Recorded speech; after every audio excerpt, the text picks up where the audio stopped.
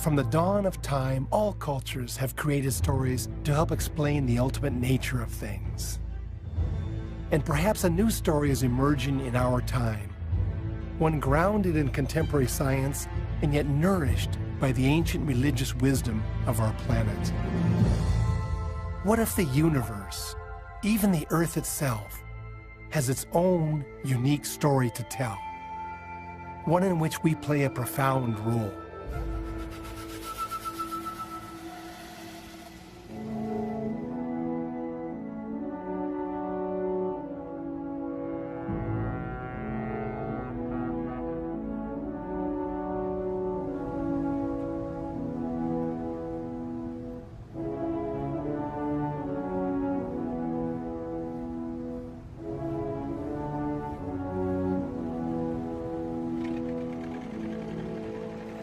We're on the Greek island of Samos, just a mile off the coast of Turkey.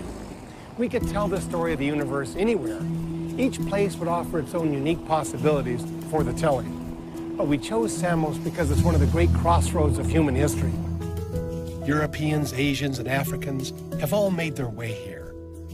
And by telling the story on an island surrounded by the Mediterranean Sea, we will be reminded that we live on this shining planet, sailing through the great ocean of the universe.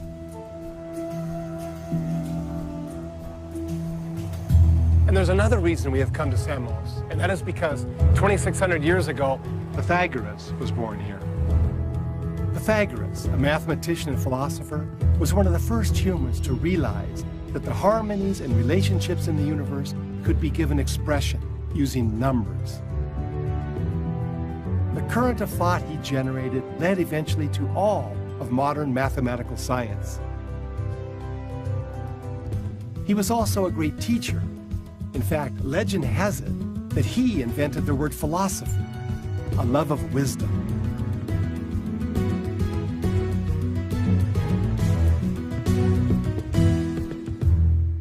We'll spend a day here on Samos.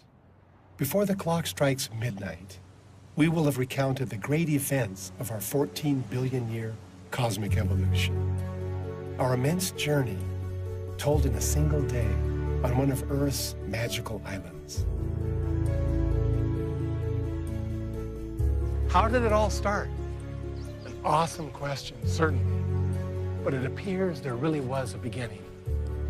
Some scientists refer to this as the Big Bang. I like to call it the Great Flaring Forth. Imagine the universe beginning like this.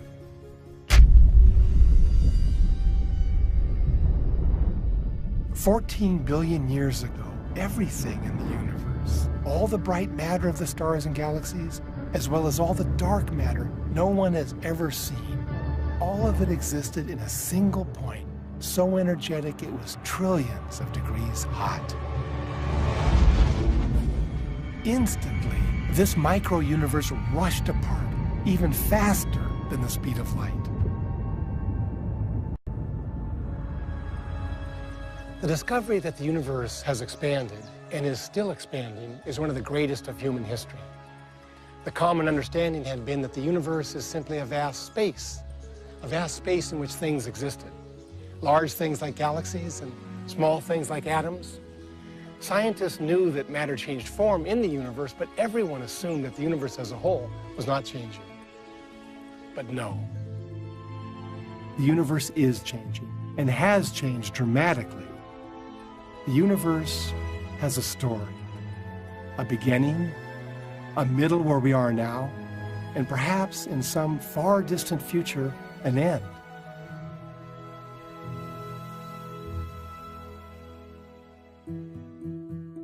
In the 1920s, the cosmologist Edwin Hubble trained his 100-inch telescope at the night sky.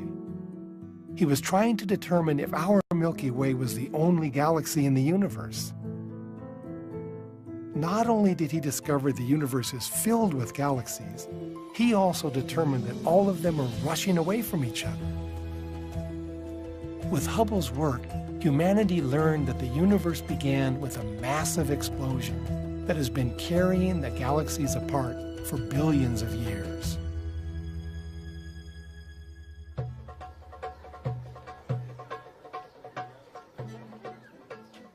Another special quality about the universe is the rate of expansion. If the rate of expansion had been slower, even slightly slower, even 1/1,000,000% slower, the universe would have recollapsed immediately. That would have been it. After 1,000,000 years, the universe would have imploded upon itself and formed a massive black hole. On the other hand, if the universe had expanded a little more quickly, even slightly more quickly, even, calculations show, 1/1,000,000% more quickly, the universe would have expanded too quickly for structures to form. It would have simply exploded. There would have been no galaxies, no structure, no life, nothing but dust for all time. So what we've discovered is that we're living in a universe that is expanding at exactly the rate necessary for life and structure to come forth. It could be then that even though we can't call the early universe alive, we can understand it as life-generating. One of the physicists who is reflecting on this is the celebrated Freeman Dyson. And he mused that the more he reflected on the structures of the early universe, the more he became convinced that in some sense, the universe must have known from the very beginning that life was coming. The light from the beginning of time has been traveling for 14 billion years. Meanwhile, life has been evolving. With the recent emergence of advanced technology, we were at last able to see the story these photons tell about the birth of the universe and where we ultimately come from.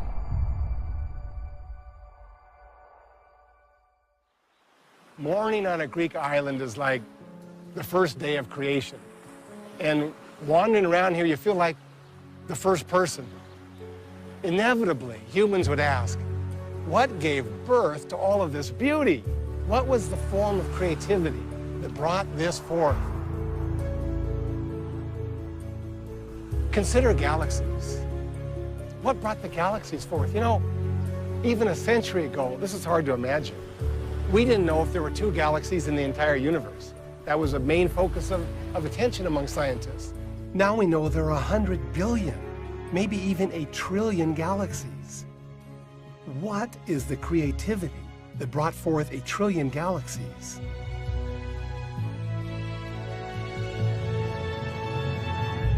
Let's consider our own Milky Way galaxy. It's a galaxy with huge spiral arms.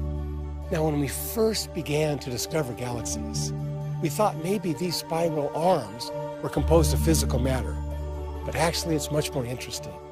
The arms are actually waves that are passing through the galaxy. They're called density waves, and as they pass through clouds of hydrogen and helium, they ignite star birth. That's the way to picture the Milky Way galaxy, not so much as a thing, but rather as an activity. It's an ongoing activity of bringing forth stars. We live in the midst of this intense creativity.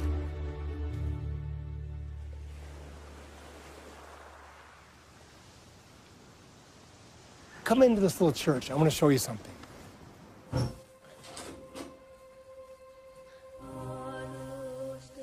The ceiling, as you can see, is filled with stars. The same is true of most of the churches on the island of Samos. The ancient Greeks, like Pythagoras, thought the stars were alive, even divine. Throughout history, every culture has been stunned by the presence of stars in the vastness of the night sky.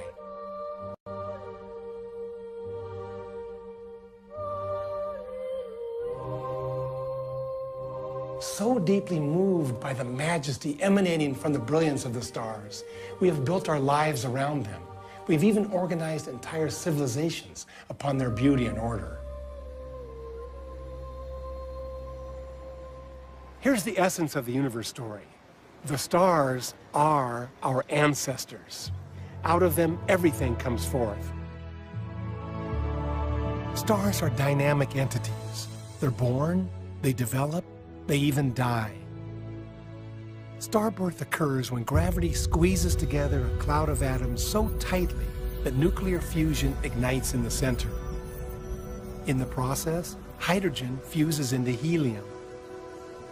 This nuclear energy expands outwards and opposes gravity. So stars represent an amazingly creative balance between the powers of gravitational collapse and nuclear explosion. And once a star's nuclear fuel is spent, there's nothing left to prevent gravity from collapsing inwards, causing the death spiral to begin. This super concentrated dot of matter, which we call a supernova, explodes outward with the power of 100 billion stars. And as it expands, it creates all of the elements: phosphorus, oxygen, carbon, gold. These are spewed out into the Milky Way galaxy, and then the whole process starts again. They drift as a cloud, and then they collapse, give birth to a star, the Earth. It's by this stupendous process that we can say the stars are our ancestors.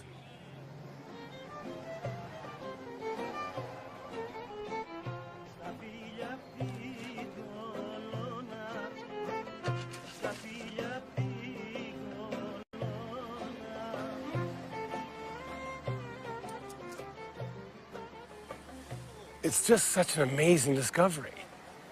The carbon atoms of this beet and of the lettuce and of, our brains, our skin, all of it passed through an intense explosion of a star. In pondering the source of the sun's power, we can now reflect on something no earlier humans could know. The sun is converting 4 million tons of its mass into energy every second. All of life feeds on the roaring energy of the sun. Our solar system then is a self-energizing womb of creativity. And all of this had its start in a cloud of dust.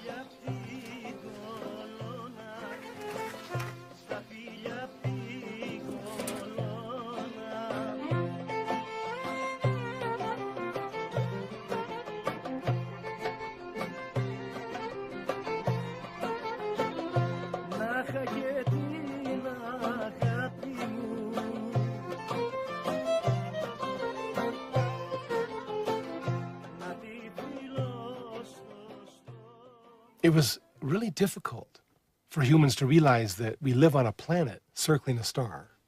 I mean, we were here for hundreds of thousands of years before Aristarchus, 2,000 years ago, right here on Samos, realized we are spinning around the sun. That was such an amazing insight that it vanished, actually. And it wasn't until Copernicus discovered it again in the 16th century that humans really began to absorb the fact that we were on this planet. Let me use these vegetables to explain our solar system. So here we have the sun, this cabbage as the sun. Now, actually, if this were to be in scale, this cabbage would have to be 1 million times the size of this pepper. Budgetary considerations made that impossible, so you just have to use your imagination. Now, what we've learned in the 20th century is about the composition of the planets. First, we have the large planets. So we have Jupiter here, and we have Saturn and Uranus and Neptune. These are large enough to hold on to all the lighter elements so that they actually are gaseous. Too small to be a star, but yet too large to be solid. The other kind, then, we have indicated here with these rocks. So we have Mercury, then we have Venus.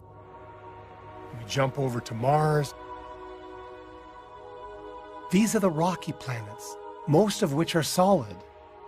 But there's one special rocky planet, one that's not too small and not too big, one that's not too hot and not too cold, one that's not exactly solid, but not exactly liquid. We call it home.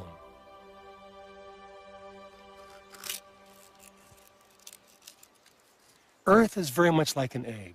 The core of the Earth is like the yolk, the mantle of the Earth is like the egg white, and the crust of the Earth is like the eggshell.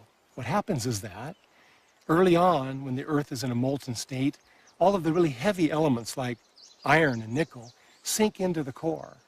And then the elements like magnesium form this outer layer around the core, the mantle. The crust is only 10 to 50 miles thick, and that's the only solid part of Earth. All the rest is in motion.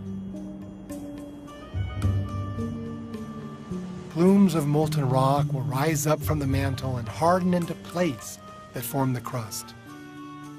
As these plates slide around the surface of Earth, they collide and crumple into majestic mountain ranges. Or they are forced back down, where they melt and sink toward the center of Earth. This discovery, which originated with Alfred Wegener, is called plate tectonics and is one of the greatest of history. Earth became encircled by great tidal oceans and held by a thin layer of atmosphere. A churning, volcanic Earth could now bring forth the next wonder of existence, the living cell.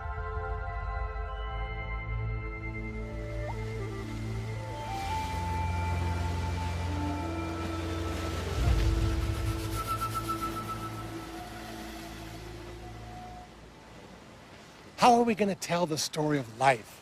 How did it all begin? What theory shall we offer to explain this? The simple truth is that no one knows with full certainty.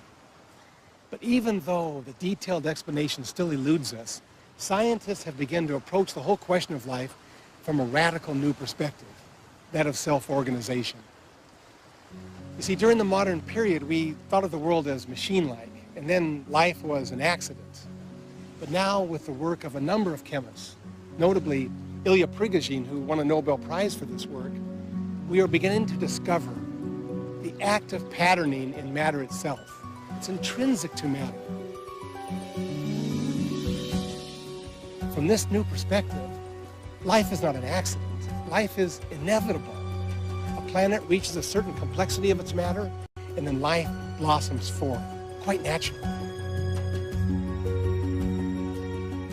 Consider whirlpools.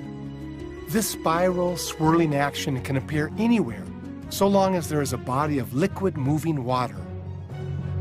It is not the water itself that endures as a spiral, because the water molecules are constantly flowing in and out of the whirlpool. It is rather the emergent dynamic structure that endures.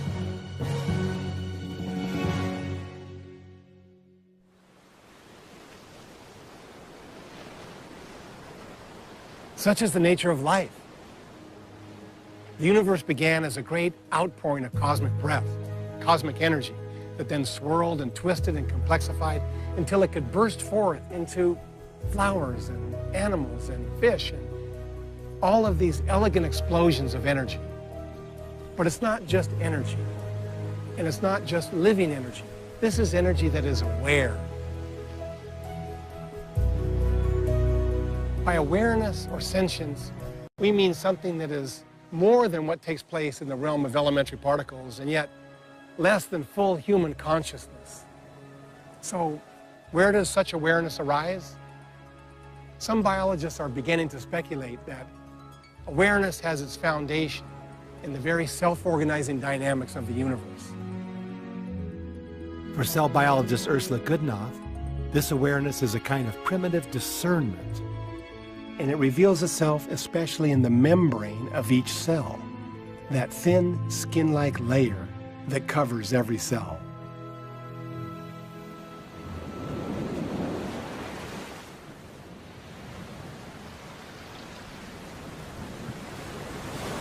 If we had a microscope for eyes, we could see it all happening right here in these tide pools. There are millions of cells are swarming about, and they're encountering molecules over and over again, and with every encounter, discernment emerges. Why? Because a decision has to be made, an intelligent decision. Now, up on the cliff over here, there's an ancient castle that will help me explain. This church, which is called Metamorphosis, is nearly 1,000 years old. Above it is a castle that once guarded entrance into the magical Potami Valley. The castle was built to do what membranes do. Let your friends in, keep your enemies out.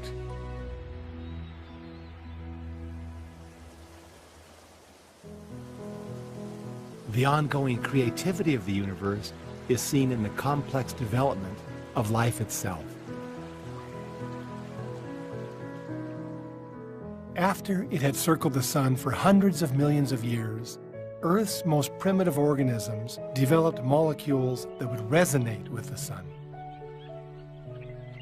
How are we to picture this process involving Earth and sun bringing forth photosynthesis?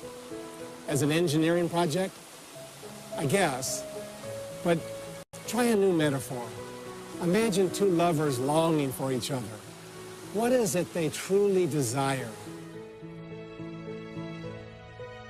The relationship is charged with energy and promise.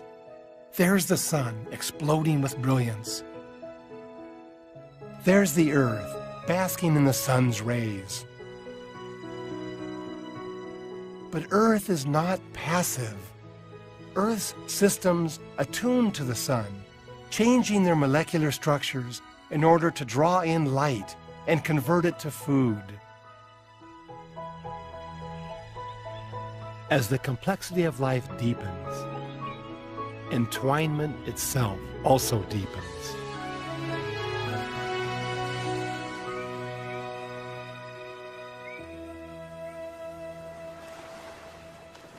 How are we going to tell the story of the living Earth? In particular, how are we going to tell the story of Earth to our children?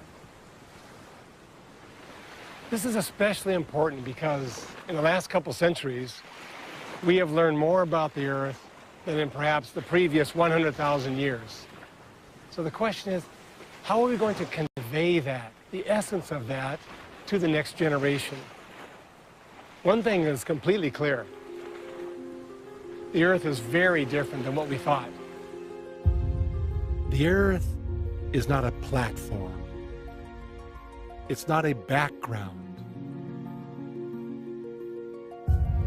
In fact, the great discovery is this. Life doesn't exist on top of the Earth. Life is a partner To the oceans, to the atmosphere, to the land. For instance, if we look at the atmosphere, it is 21% oxygen.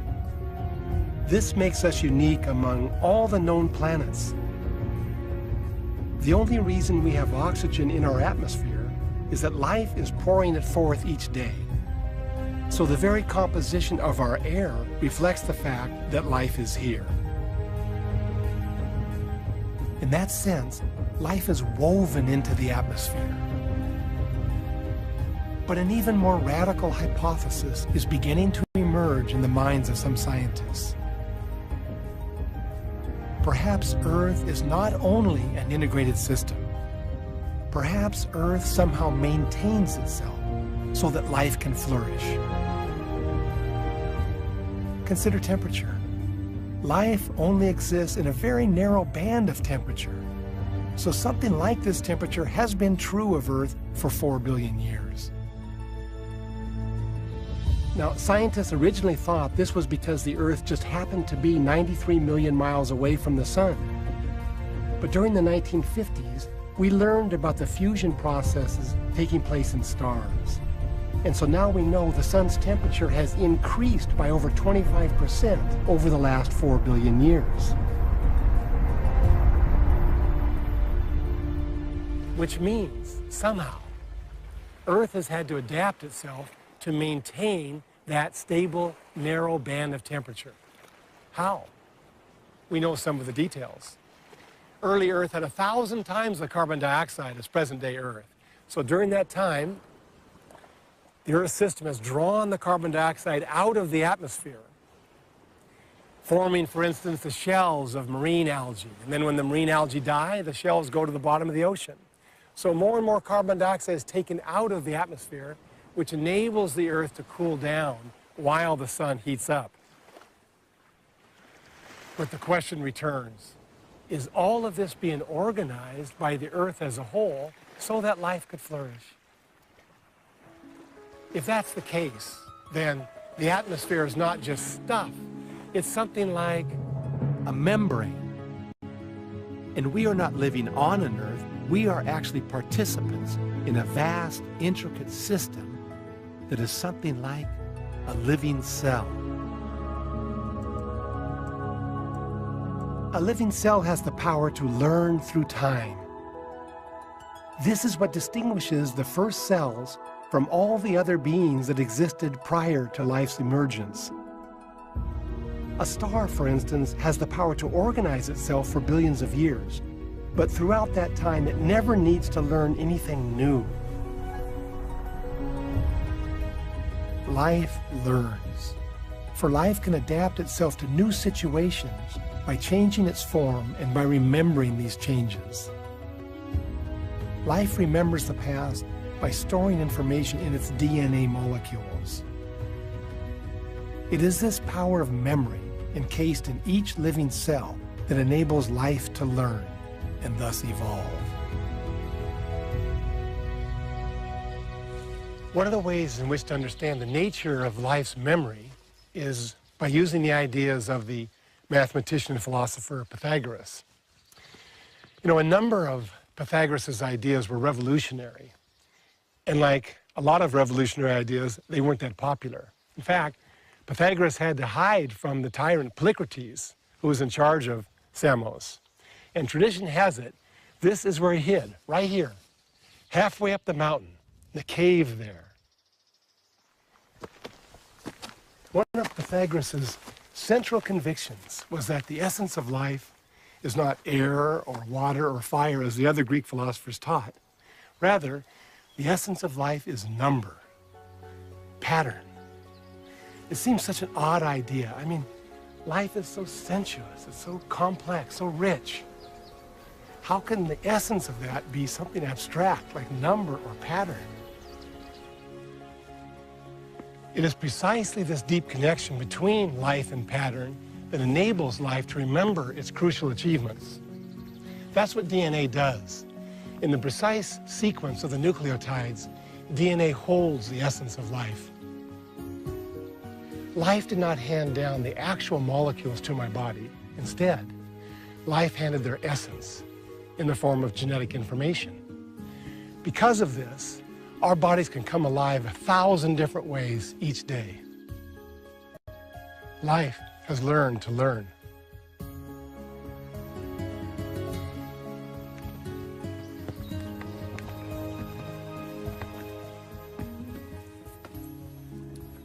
One of the central ways of learning for our species involves seeing. Life has invented so many different ways of seeing. The amazing thing is, this process is not yet over. Come with me into Pythagoras' cave.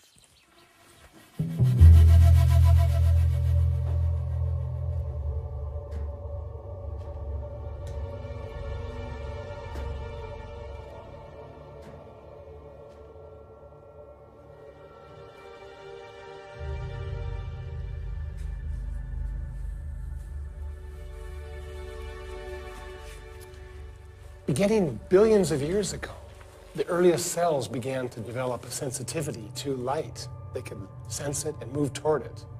And it was this capacity that led eventually to the development of the eye. Now, the first eye for which we have any fossil evidence is that of the trilobite, 500 million years ago. The trilobite, intent upon piercing through the darkness, invented an eye using calcite, a mineral. The trilobite was able to see only in the direction of these rods.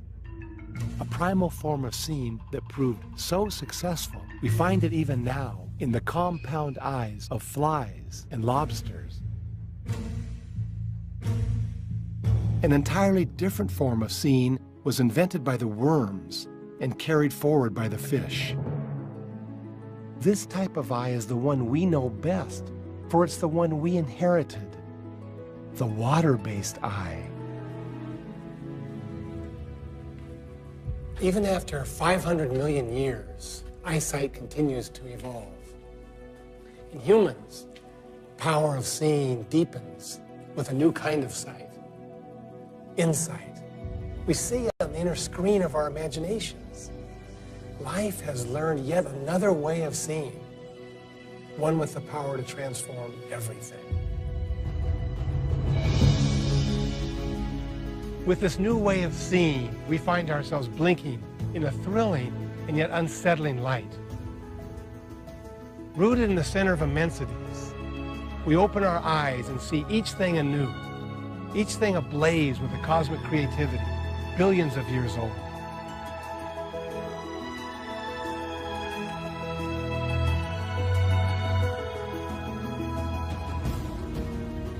With the insights made possible with conscious self-awareness, our vision now extends back through billions of years of evolution.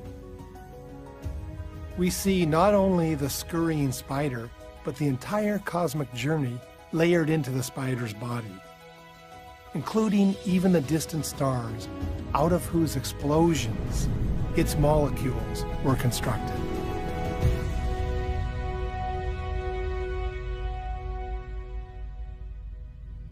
And this capacity to see into the depths of time gives new meaning to death.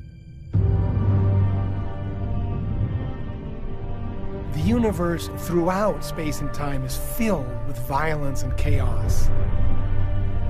Millions of galaxies have been destroyed. Trillions of animals have been killed. Death and suffering are woven into the very heart of the universe. Usually, such destruction is massive and senseless. A volcano erupts and kills every living being in its vicinity.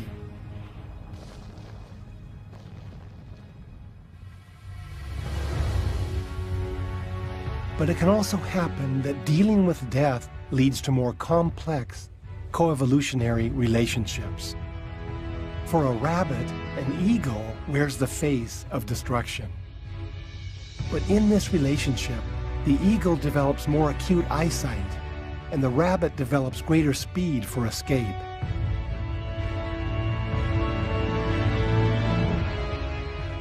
Interdependent communities arise out of suffering and death. The ultimate meaning of this escapes easy explanation. We are confronted with a fundamental mystery in which the small self of the individual dives into and nourishes the whole community. But living beings are not just linked together by food. Passion, our urge to merge. What could be more intimate to our souls? Our passions determine so much of our lives. They are the wild, explosive energies of all of love and creativity. And such desire resides at the very center of life. With fish, the female deposits her eggs, and the male later fertilizes them. There's no contact between them. 100 million years later, when the lizards have evolved out of their fish and amphibian ancestors, the passion to merge has deepened considerably.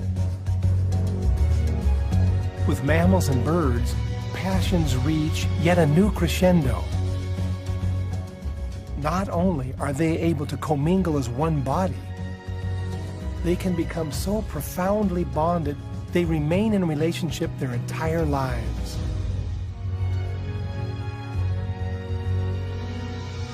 We are not just similar to animals, we have been shaped by them. Our passions come from vertebrate evolution. Even our compassion can be understood as an expansion of what took place hundreds of millions of years ago in the ocean with the early fish. Biologists speculate that mutations led to a mother fish who scared away predators from her babies.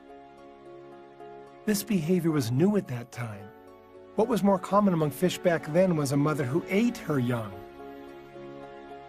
With the emergence of the fish's descendants, mammals and birds, maternal care broadened. Now the offspring were not just protected from predators, but were nourished directly by their mother. This care even included transmission of survival information of their group. And in some cases, this required years of training. We see then the caring behavior among vertebrates expanded for 500 million years before the emergence of Homo sapiens. Earlier humans intuited this deepening compassion and celebrated it with images of the divine feminine.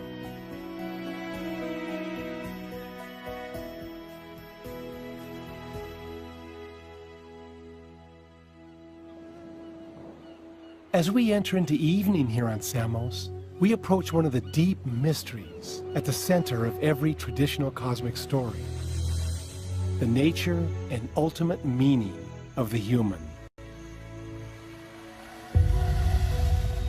We humans have our origin in the birth of the universe 14 billion years ago, and thus we are composed of the same energy and quanta as that which composes everything in the universe.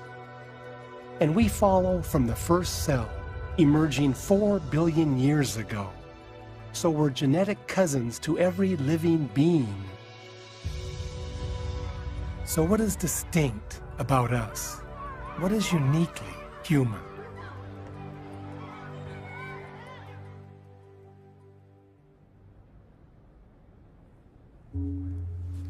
Our current best evidence suggests that something took place between 6 and 7 million years ago in Africa. Something happened to ignite the human lineage in the primate world. A new line of energetic apes emerged that would, over several million years, bring forth massive brains and learn to dwell in a world saturated with dreams. Nothing like them had ever existed before. So, what gave rise to us? We don't really know. We don't have the detailed knowledge of that transformation yet. We're forced to speculate on the data. And perhaps that's entirely appropriate here in the night, to be forced to dream about the origins of this dream-making animal. One theory offered by the scientists is particularly fascinating. It suggests that humanity had its origin in the prolongation of childhood. The idea is that mutations took place, which slowed down our development. Humans went through the same phases as, say, the chimpanzees, but they remained in each stage for a longer period of time. In particular, this meant that the humans were childlike for more of their lives than other mammals. So, to understand what makes a human human, we can study the children of any mammalian species. They jump to play. They explore the world with their eyes, and they taste the world with their mouths. Simple existence thrills them. Their actions are, in some sense, free. So, after nearly 4 billion years, an animal emerged that could remain free, spontaneous, curious, flexible, open, impelled to try everything. So what was going to happen now? Early humans awoke to an incandescent consciousness. But where other animals were controlled by instincts, humans were liberated from such set reactions. Captivated by the thrill of movement, we could make dance or sports central to our lives. Astonished by the sounds of earth, we could dedicate ourselves to the joy of making music.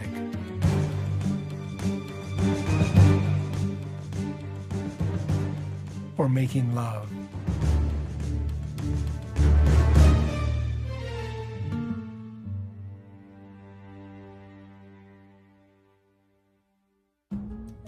The greatest creation in human history was what enabled humans to plunge into and to share their superabundant consciousness. This new invention was language. More simply, the symbol. The symbols of language and art and mathematics opened up new depths of consciousness. Each human began to carry an entire universe within. This new form of consciousness, called symbolic consciousness, would soon change everything.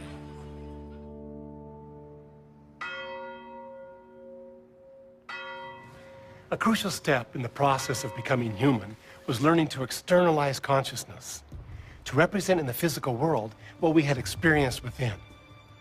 This is the Archaeological Museum on the island of Samos. Come and have a look.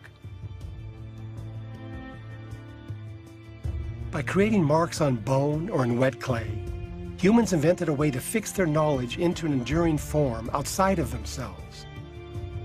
The coding processes of life were bursting beyond the DNA molecule. So with human culture, experience itself can be remembered and passed down for thousands of years. Not just successful mutations, any valuable understanding, even if experienced by a single human being, can become part of the enduring legacy.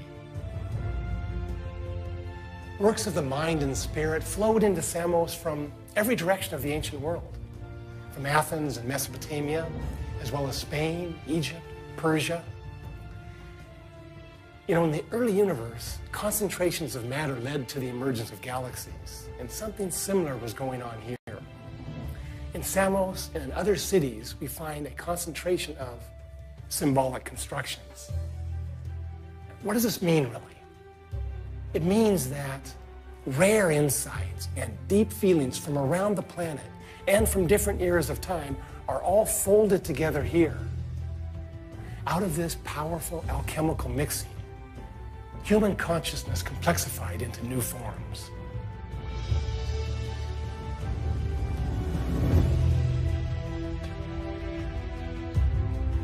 Just think of it. For billions of years, rocks were just rocks. And then, in a geological instant, all over the planet, they began to appear with these scratchings on them. Even more amazing, these little marks were organizing entire civilizations. With the appearance of the human, the coding process of life burst beyond the DNA molecule and began carving its information into stone.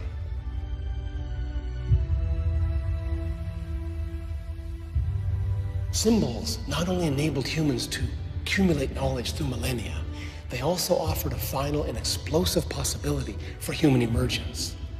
Symbols enabled humans to concentrate their consciousness upon consciousness.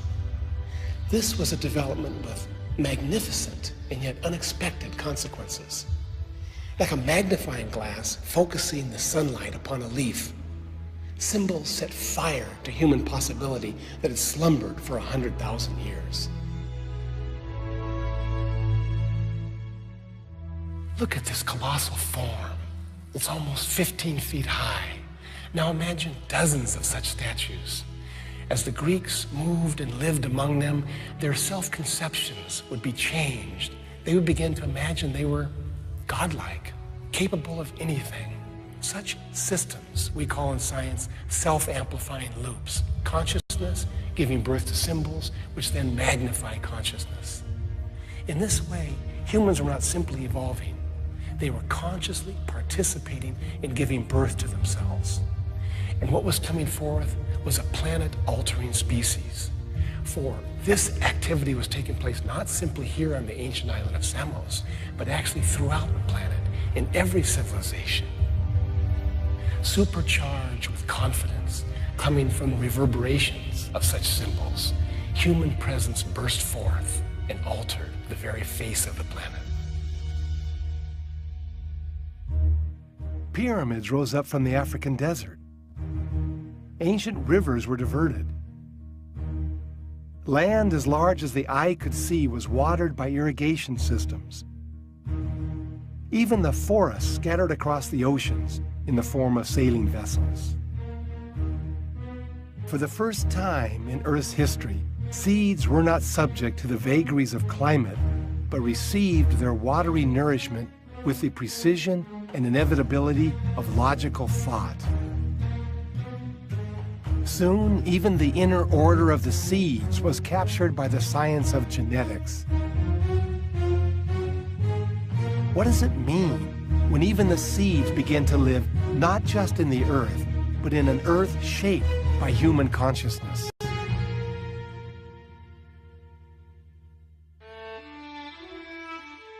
With their equations and their measurements, the early scientists discovered truths none of the classical scholars had known. In astronomy, chemistry, physiology, humans began to understand the world with their numbers and patterns.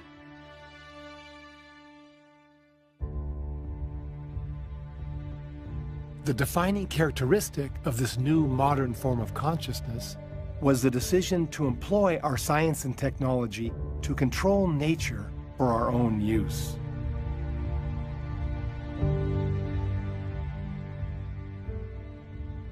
The widespread conviction of the industrial world was that nature was inferior to us.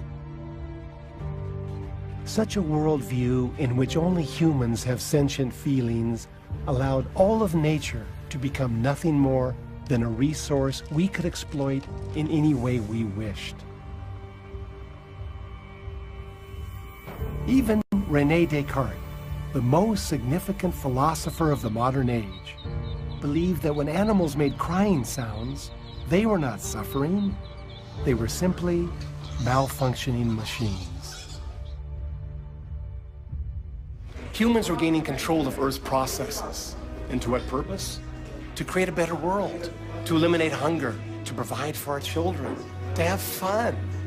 And to fulfill this dream, we poured forth all of our energies, all of our technologies, and with stupendous results. In the blink of an eye, we exploded to 7 billion humans.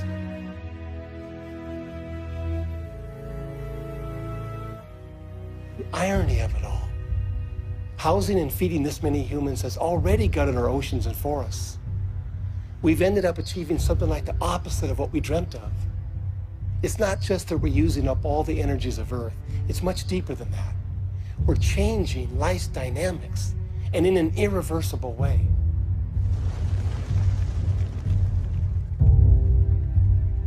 We're just beginning to realize that over the last few decades, we have profoundly altered the evolutionary dynamics of Earth. The air, the climate, the rivers, the oceans, even the DNA. We live on a different planet now. A planet where not biology, but symbolic consciousness is the determining factor for evolution. This great reversal has taken place. In the far distant past, life drew forth symbolic consciousness. But now symbolic consciousness has seized control of life. With our languages and our machines, we have become as powerful as the planet itself. Because of us, ice caps are melting.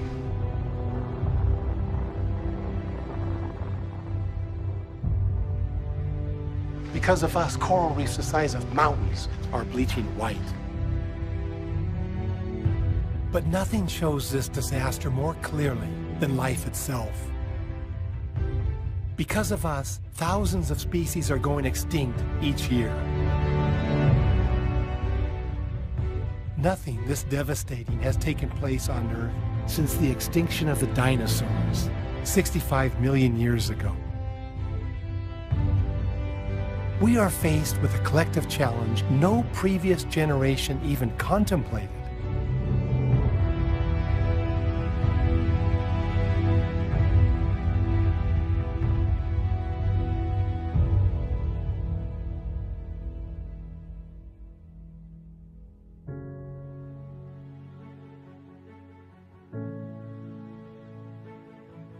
How are we to use this symbolic consciousness to create a human presence that will enhance the well-being of the Earth community?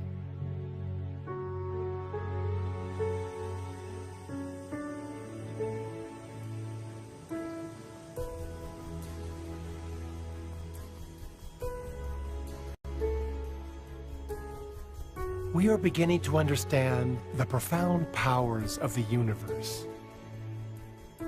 And just as these powers have brought forth galaxies, stars, and life itself, perhaps the universe is now unfolding towards some new destiny. What if our ultimate destiny is to experience the universe so deeply we come to realize that we are, in some sense, the mind and heart of the universe?